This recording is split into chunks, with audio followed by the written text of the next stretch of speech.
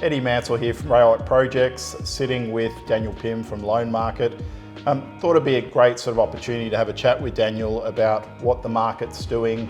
You know, obviously a lot of the time you guys, we're hearing about what it looks like from a real estate perspective, but more sort of what's looking like from a finance perspective.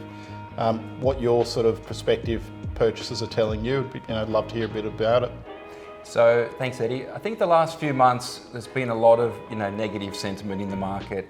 The Reserve Bank has acted really quickly. They've never raised rates as fast as they have now, and it's caught a lot of people by surprise. What we were seeing initially was a lot of the people that missed out on property last year were still finding properties to buy. And now we're still seeing people are keen to buy, but it's definitely more of a buyer's market now.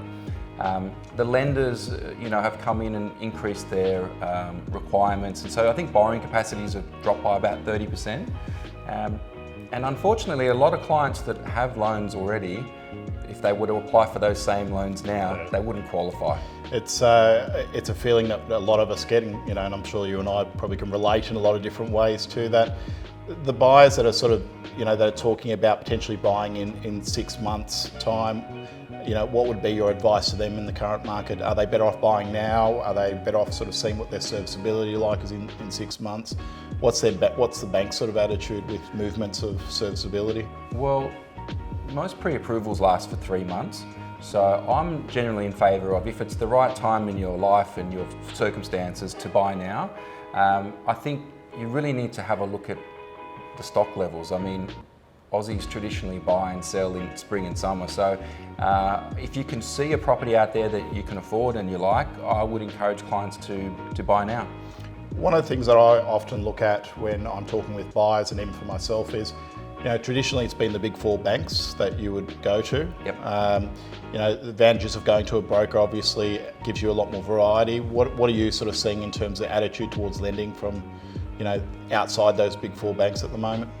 Yeah, so the big four is always really strong, but there's a number of other lenders on our panel that we do a lot of work with, like lenders like ING, lenders like Macquarie Bank.